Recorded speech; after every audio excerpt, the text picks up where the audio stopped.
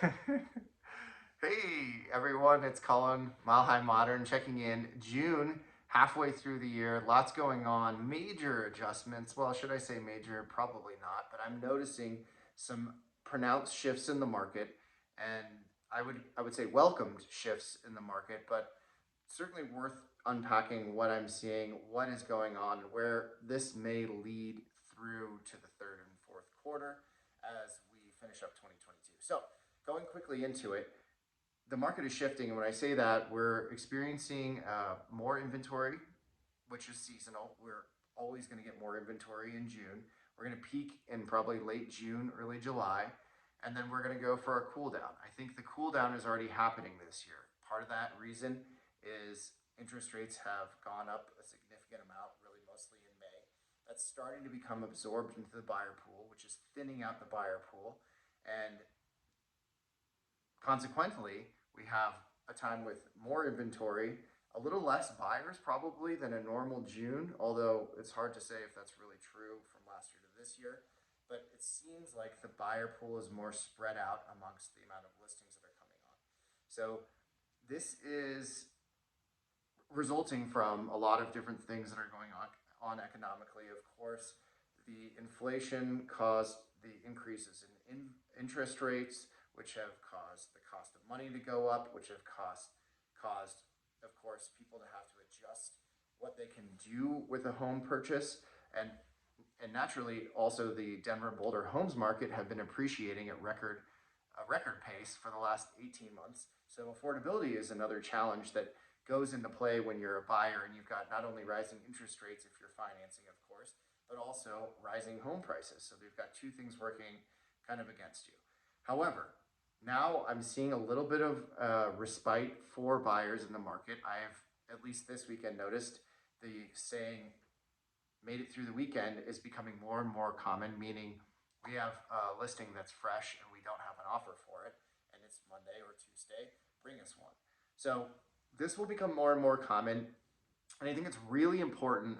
The big message for today is to kind of take yourself away from the headlines, and also, while it's important to recognize historically what happened during the last recession, also recognize that all recessions have different economic impacts, and this recession may and most likely will not mirror, or if we even go into one, I should say, will probably not mirror what happened the last one. So, headlines, people latch on to negativity. I think it's important to kind of segment yourself away from that, separate yourself away from that. That's the right word.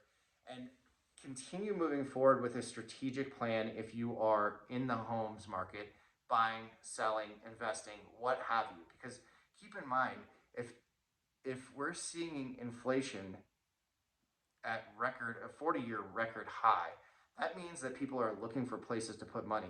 Stock market didn't do so well in May. So what I'm seeing is high net worth individuals are actually divesting money and putting more into real estate these days as a safe place to park money that is somewhat inflation proof. So there's many different things that I'm seeing depending on the price point and depending on the type of client that are much different than in years past.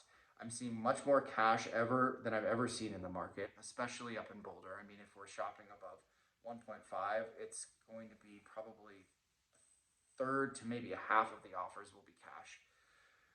Not much different in Denver and many different price points, because going back to that concept of trying to hedge the inflation, many people are divesting money, parents giving kids money, parents trying to help their kids buy homes for the first time, people that are more bullish about real estate than ever before, putting money there as a safe place.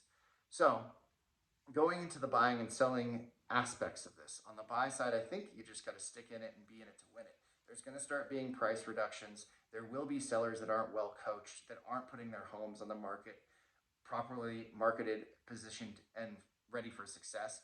And there are going to be some things that will, advantages and opportunities that will open up. We are still definitely in a seller's market, so it's a great time to sell. However, sellers will need to pull back a little bit on pricing.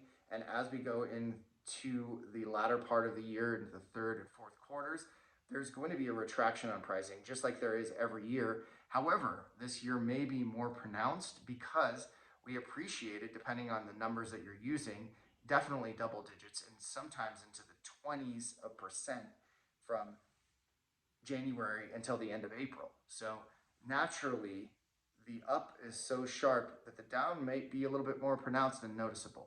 So keep that in mind as you're navigating the market and looking for opportunities. It is always a great time to buy and sell. Yes, I'm a realtor, so maybe that's what I'm supposed to say, but I bought a home in late April, and some could say the top of the market.